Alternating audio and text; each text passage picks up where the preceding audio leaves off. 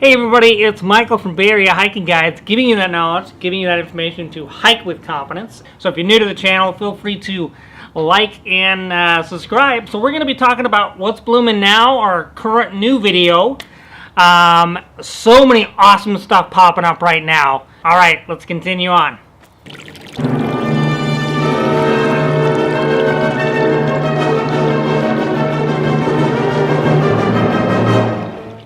Hey guys, welcome. So I'm sorry I'm in my backyard. I was supposed to have more of a natural setting, but I'm rushing through trying to. But we had all that finished, and then we lost some footage, so I have to do this one in the backyard. We were going to also include the lupins and California poppies because we know the mega bloom right now in the south with all those California poppies. Everybody wants to see them. And we had that footage, but unfortunately we lost that as well. The good thing is that California poppies tend to drag in later in the season, so you're going to see them for quite some time. So we'll get those in the next series. No worries. We do have some awesome stuff that is popping up, and a very unique flower, by the way, that we'll have Beth go over.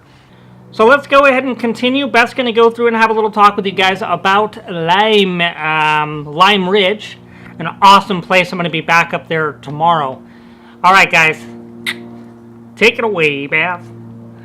Lime Ridge open space, and last year there was a fire up here that burned a few acres. They colonized after a fire area, and we saw this up in Sonoma last year. When we went up to the Napa-Sonoma area, we saw the same thing. There was a lot of star lilies coming up all over. There was a few up here, but they're just everywhere. They're all over the place. So pretty interesting. Now take in mind, even though there's a lot of them, let's not trample on them, and let's not do photos where people are lying on the lilies or anything like that. Let's enjoy its beauty, but also respect its beauty at the same time. We're still in Lime Ridge open space, and this is we're seeing Nemophila, and you often see this little white flower in shady areas, shady slopes, underneath trees and areas. Little white flower. It's real pretty. It blooms in early spring. And here we're seeing Erodium. And you see Erodium just about everywhere. It's kind of all over. It's usually in a sunny area along the trails, along the sides of the trails, in the middle of the trails. It's a little pink flower. Not very tall. It's a couple inches tall. Very common, but it is pretty. And it blooms in spring into the early summer. So that's Erodium. This was actually the trail that I was taking to get into the abandoned Green Ranch location. Yeah, let's go on and check out this video. And here we're seeing Hound's Tongue, which is it's related to forget-me-nots. It's kind of a taller version of a forget-me-not. It's got a big long leaf on it that looks like a dog's tongue, so that's why it's called Hound's Tongue. Real pretty blue. Usually you'll see that in a shadier area underneath trees. Very pretty early spring bloomer. It's usually February to March. So that's really pretty, bright blue flowers.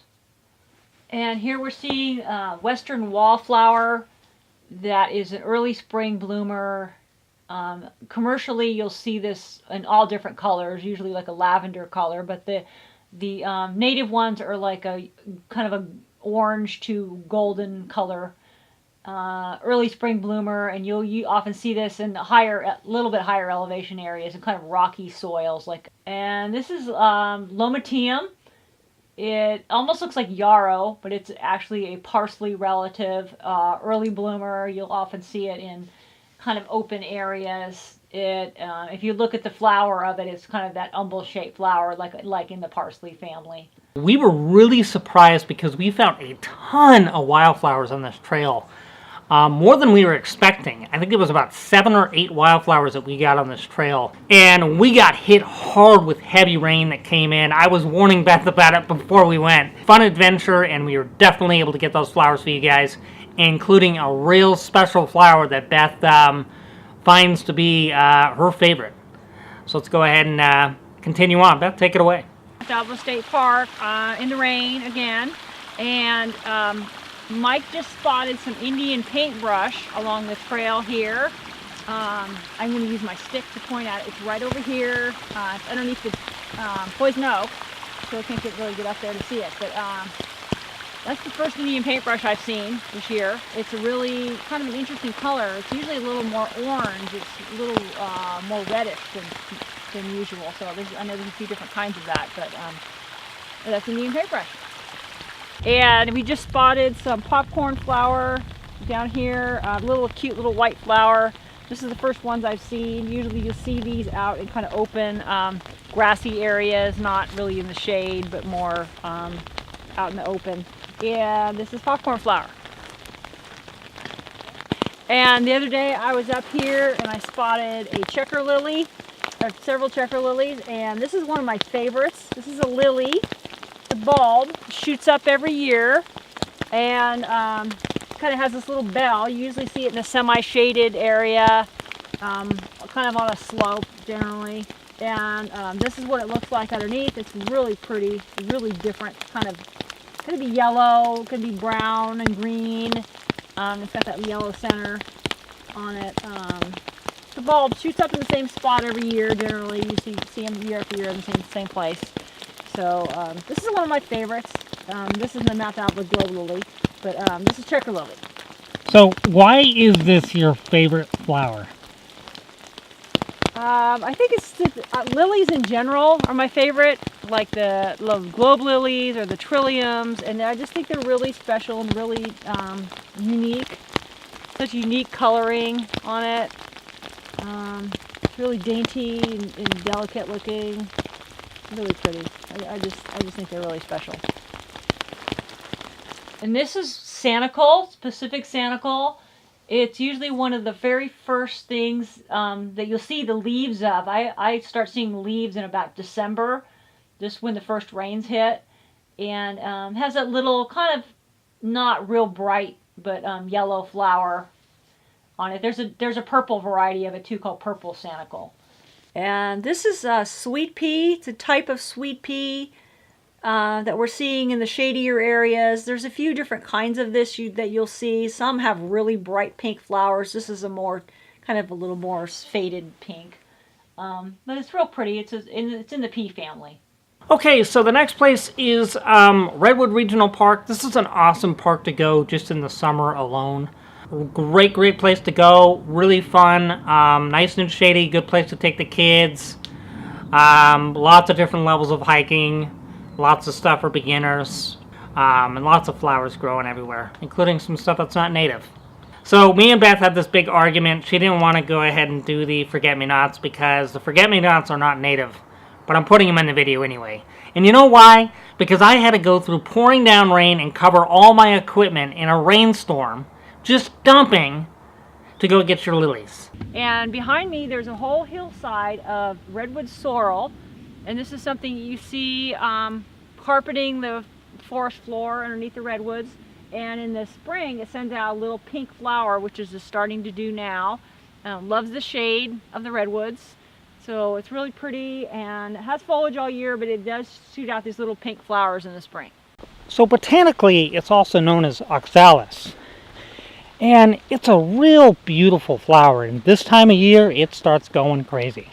It'll pop up everywhere. You'll have that beautiful, vibrant color. Redwood Regional Park is a great place to take the family, the friends. It does get quite a bit busy in the weekends, so if you don't like the crowds, you might want to try to do it on a weekday. But I love this park nonetheless. Beautiful, the redwood trees, and all that oxalis and that carpet just starting to come up and blossom and flourish. Okay, guys, well, let's continue on. And it looks like Beth found something else. We're on it. And we just started out on the stream trail and we saw some woodland strawberry.